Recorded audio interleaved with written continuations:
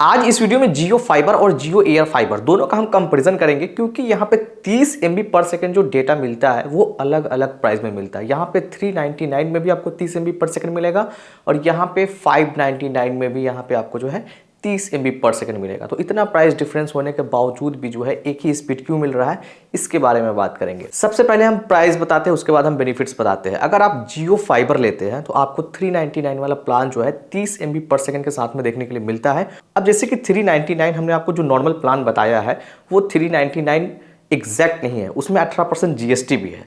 वो लगभग 471 रुपये 82 पैसा के हिसाब से पर मंथ के हिसाब से निकल के आएगा। और यहाँ पे भी जैसे कि 599 ये मतलब फाइनल नहीं है, इसमें भी 18% GST जब आप जोड़ेंगे तो ये 706 रुपये 82 पैसा के आसपास ही निकल के आएगा। और इसका बेनिफिट्स यही है कि आप इसमें 30 MB पर सेकंड की स्पीड से इंटरनेट चला सकते हैं और हाई स्पीड डेटा की जैसे कि बात करेंगे तो 3300 GB तक मिलता है, जिसको खत्म करना पॉसिबल नहीं है 30 MB पर सेकंड के हिसाब से। इसमें एक फायदा और मिलता है कि कॉलिंग का ऑप्शन मिल जाता है, आप लैंडलाइन के थ्रू भी कर सकते हैं और आप जियो जॉइंस एप्लीकेशन आता है उस एप्लीकेशन को इंस्टॉल करके भी कर सकते हैं। तो यहाँ पे सिर्फ इंटरनेट और कॉलिंग के लिए जो है ये जो 399 वाला प्लान देख रहे हैं ये आपको देखने के लिए मिलता है। अब हम बात करते हैं जियो एयर फाइबर का। जैसे कि गांव में आप लगाना चाहते हैं तो वहाँ पे जहाँ पे फाइबर वाला कनेक्शन नहीं मिल पा रहा है वहाँ पे एयर फाइबर मजबूरन में लगाना पड़ता है।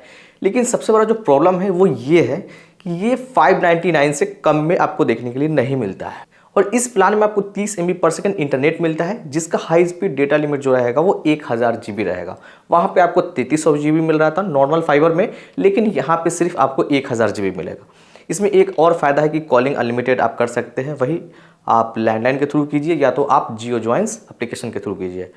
तीसरा फायदा ये है कि आपको इसमें OTT मिलता है, जो कि 12 OTT ऐप्स मिलता है, यहाँ पे लिस्ट है आप देख सकते हैं। उसके बाद इसमें 1000+ टीवी चैनल्स आपको देखने के लिए मिलता है और जियो का खुद का सेटअप बॉक्स इसी आपको प्लान के साथ में देखने के लिए मिलेगा। और उसी सेटअप बॉक्स की मदद से जो है आप अपने टीवी में लगा करके किसी भी टीवी में आप देख सकते हैं। मतलब आपके पास में अगर स्मार्ट टीवी नहीं है, कोई भी मतलब नॉर्मल टीवी है जिसमें HDMI सपोर्ट करता हो, तो उसमें आप लगा करके इसे देख सकते हैं।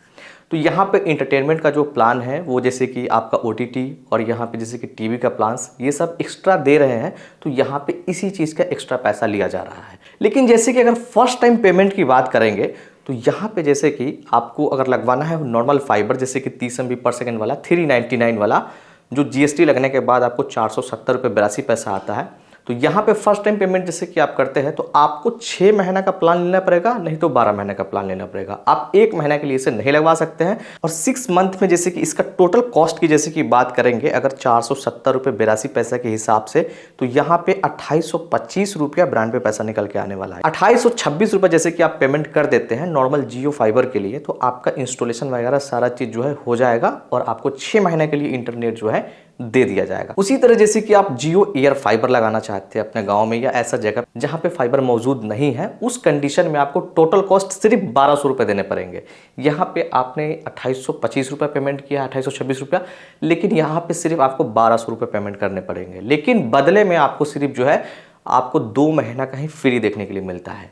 और यहाँ पे आपको जो 1200 रुपये पेमेंट लिया जा रहा है वो इंस्टॉलेशन चार्ज के तौर पे लिया जा रहा है। तो सबसे बड़ा यहाँ पे जो डिफरेंस है दोनों में वो है डेटा लिमिट। डेटा लिमिट यहाँ पे एयर फाइबर में 1000 है, चाहे आप नॉर्मल प्लान लीजिए 599 वाला या आप 4000 तक का भी प्लान लेते हैं अगर इसमें, तब भी आपको सिर्फ 1000 का ही डेटा लिमिट देखने के लिए मिलेगा। जियो फाइबर में जो है आपको प्रीपेड पोस्टपेड दोनों का ऑप्शन मिल जाता है, लेकिन एयर फाइबर में जैसे कि आप जाते हैं जियो एयर फाइबर में तो वहाँ पे सिर्फ आपको पोस्टपेड का ही ऑप्शन मिलता है, वहाँ पे आप प्रीपेड वाला ऑप्शन नहीं ले सकते हैं। तो जियो फाइबर जो है एक तो काफ़ी सस्ता है, 399 का प्लान आपको देखने के लिए मिल जाएगा, ऊपर से इसमें प्रीपेड का ऑप्शन मिलता है। प्रीपेड से ये फायदा होता है कि आप रिचार्ज कीजिए और इस्तेमाल कीजिए। अगर आपके पास पैसा नहीं है तो आप नहीं भी रिचार्ज करेंगे तो आपका काम चल जाएगा। लेकिन पोस्टपेड में क्या होता है कि हर मंथ का बिलिंग बन के आता है, अगर उस बिल को आप पेमेंट नहीं करेंगे तो नेक्स्ट बिलिंग में जो है ना फाइन एक तरह से आपको ऐड हो जाएगा और दूसरा बिलिंग भी आपका आ जाएगा। तो जो लोग जैसे कि हमेशा इंटरनेट इस्तेमाल करते हैं, सालों भर इंटरनेट इस्तेमाल करते हैं,